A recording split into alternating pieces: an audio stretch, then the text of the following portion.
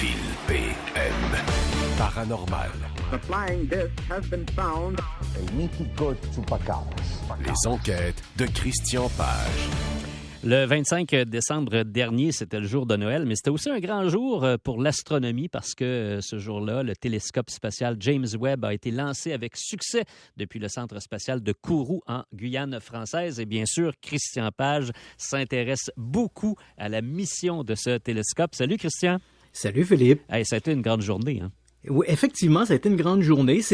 Bien sûr, avec tout ce qui se passe dans le système de santé, on a l'impression que parler du télescope James Webb, c'est un peu jouer le chien dans le jeu de quilles.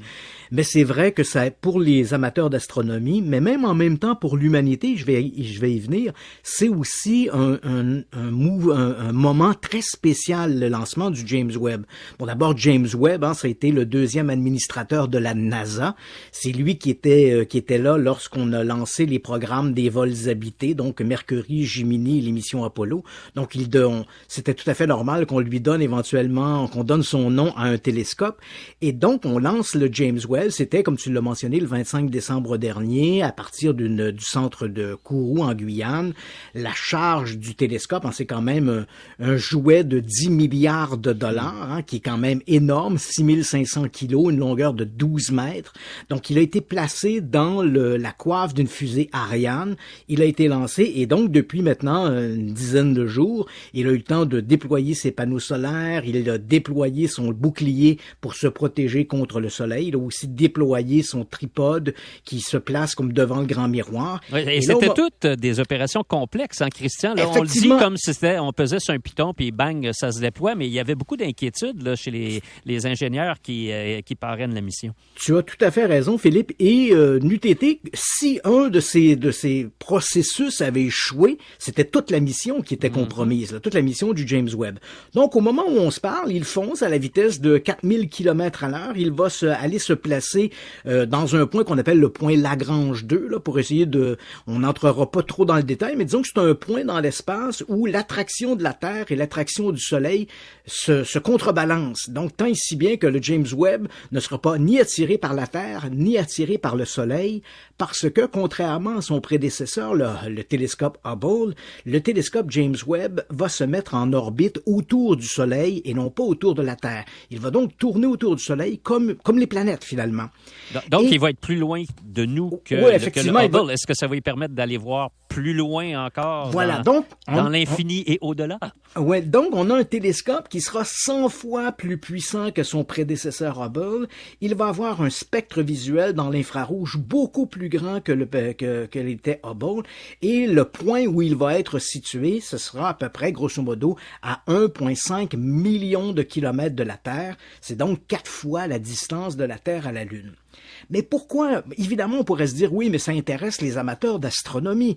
Et c'est vrai, c'est un grand moment pour l'astronomie. On se rappellera que le télescope Hubble a complètement transformé la vision que l'on avait de l'univers.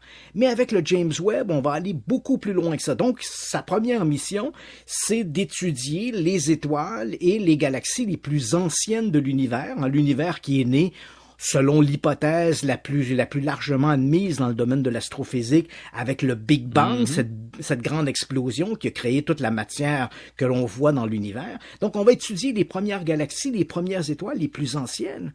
Mais pour l'humanité en général, là où le James Webb télescope peut jouer un rôle énorme, il va peut-être répondre à la question: sommes-nous seuls? Sommes-nous seuls au monde? Sommes-nous seuls dans l'univers? Parce que il faut dire que la NASA a annoncé il y a quelques jours qu'elle était très confiante que d'ici une dizaine d'années, on aura acquis la certitude qu'il y a probablement ou très certainement des civilisations avancées dans l'univers. Et la position de la NASA est justifiée par le télescope James Webb. Pourquoi? Parce que le télescope James Webb aura également pour mission, et ça, bien sûr, ça a passé un peu inaperçu dans les médias, mais l'une des missions du télescope James Webb, c'est d'étudier les exoplanètes à la recherche de ce qu'on appelle une technosignature. Bon, explique-nous ce qu'est une exoplanète. Un exoplanète, ce sont des planètes qui gravitent autour de d'autres étoiles.